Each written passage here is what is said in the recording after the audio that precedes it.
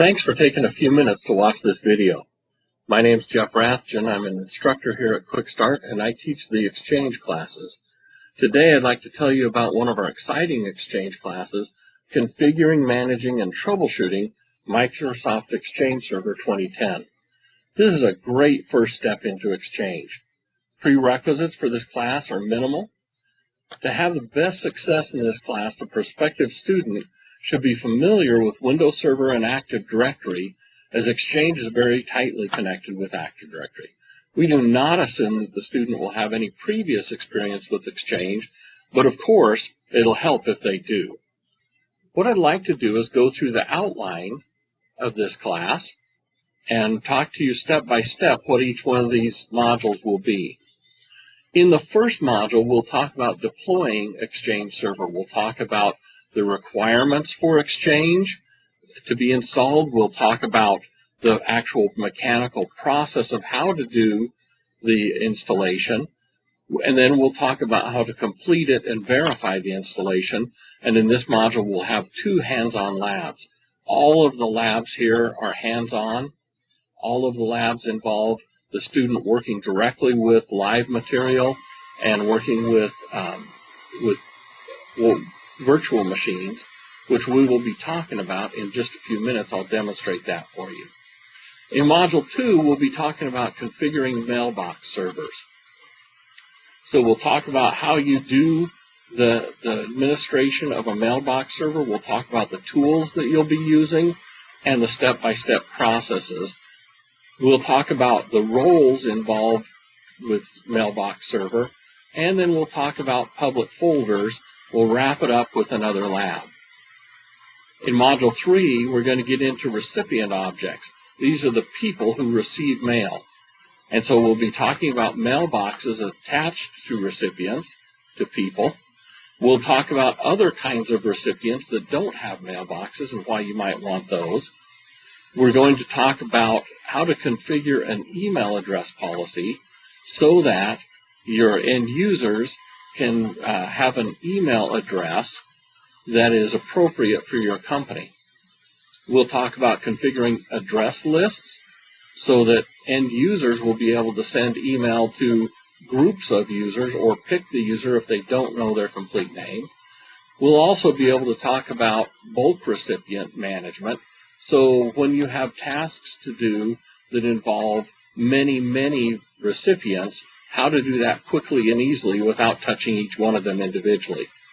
And once again, we'll have a lab. In Module 4, we'll talk about client access. How is it that end users with, say, an Outlook client or using the Outlook web access can get attached to and securely and safely get to their email, even if they're not in your building? We'll talk about the access roles that exist. Well, then we're going to talk about Outlook itself and how we configure Outlook, not the clients themselves so much, but the server to receive Outlook connectivity. We'll be talking about OWA, the Outlook web application, to give you the ability to get your email even when you don't have Outlook with you, just by opening up the browser. And then we'll talk about mobile messaging. There's an increasing amount of people using smartphones and other devices that want to get their email delivered to them, and we'll talk about how to do that and at the same time maintain some security and safety for those devices. Module 5 brings us to message transports. In other words, how does a message get moved around your organization from place to place? And we'll talk about how to configure that, and we'll talk about how it works under the hood, and then again another lab. Module 6 brings us to security, a very important subject, obviously. We're going to talk about the type of security where we secure your messages as they're leaving your building, as they're traveling around the network in your building. We'll talk about an antivirus solution and how to deploy that. Well, no matter which solution you use, who you buy that from, there's some generic things that you need to know about how to deploy that. We'll also talk about anti-spam solutions to filter out all that junk mail that we all get and what we don't want. Finally, we'll wrap it up by doing secure SMTP messaging, a form of messaging and we'll talk about how to make that secure, and we'll once again do a couple of labs on that. Module 7 brings us to one of the exciting new things in Exchange 2010, and that is high availability. How to, at a reasonable cost, implement high availability. You may have horror thoughts of high availability and the amount of money it takes to do that. Well, Exchange 2010 has taken an approach to high availability that is just as stable, but is far more cheaply accomplished. So we'll talk about the different high availability options. We'll talk about making mailbox databases and non-mailbox servers highly available and how you can do that.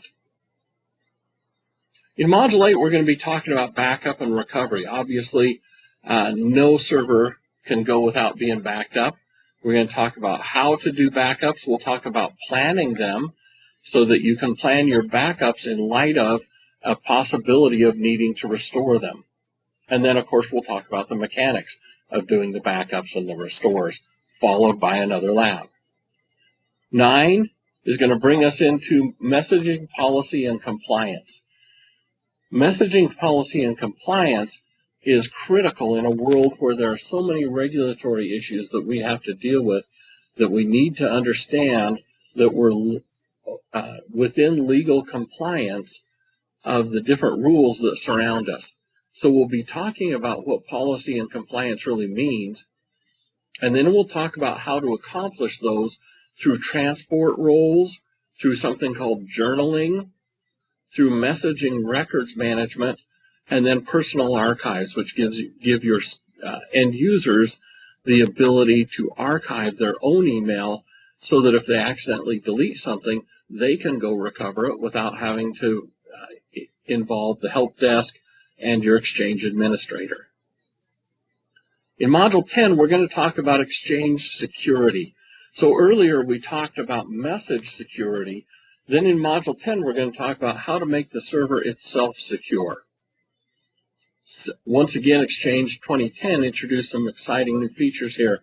Something called RBAC, Role-Based Access Control, which brings Exchange into light with the newest thoughts on security and the way we should accomplish that through the use of roles. We'll talk about how to configure those. We'll talk about the server security roles themselves, and then we'll wrap up talking about secure internet access, how to secure your server from the internet and on the internet, and then finally, again, we'll do another lab. Module 11 brings us into talking about maintaining your servers. So they're the day-to-day care and feeding of your server, the tasks that you'll need to be doing on a daily and weekly basis. So we'll talk about monitoring the server for performance and availability. We'll talk about maintenance tasks, and we'll talk about troubleshooting the different things, and then we'll wrap up with the lab. Then we have Module 12, which is an optional module that we'll be doing if we have time, but I'll tell you from experience that the first 11 modules usually take up the full week. Microsoft has produced these classes so that there is a lot of material that you can take away and do self-study on, and Module 12 is one of those things. If we end up getting time to talk about it, though, we will be talking about upgrading from Exchange Server 03 or Exchange Server 07 to Exchange 10. We'll talk about the processes upgrading from either one of those. In addition to that material, there are two other things left that are provided for self-study. We won't be going over these in the class, but one is about unified messaging, the ability to use Exchange for your telephony and all of your other needs. I've got to tell you, we use it here at QuickStart, and it's a wonderful tool, and we thoroughly use it and abuse it, as you might guess. And it's a great thing, but there's all sorts of material in here about how to implement that. And finally, there are a couple of more advanced topics that are again available for self-study. One is deploying high availability solutions in multiple different sites. So we're going to talk about how to do high availability, but then this appendix will talk about how to extend that by having multiple data centers in case of a complete failure of one data center, being able to still be available through another location. And then finally, there's a discussion on federated sharing, the ability for us to work interactively with servers that are not in our organization, one company to another company, and configuring email and unified messaging through both of those. So it's a very full week, a lot of material, and so it's exciting to see how much. I always laugh with the students when we think about what they knew coming in on Monday and what they know when they leave Friday. It's an exciting time when they realize what all they've learned. In these courses, we're going to be using a virtual machine. The virtual machines that we'll be using are based on Microsoft's Hyper-V technology, their latest and greatest. So when your student comes into class, this is what they're going to be working on. It's called Hyper-V Managers. So the students have several different options when they come in to take this class. They're going to be able to come in to one of our facilities if they choose. We have facilities all the way up and down the West Coast, and they can come into our facilities, enjoy our hospitality while they're here, or if they prefer not to travel, or if travel becomes cost prohibitive, they can take the class from your work environment or from their home or from the beach if they want to. We don't really care. As long as they have an internet connectivity and a machine that can handle the load, which is frankly not that much, they can take the class from wherever they'd like to.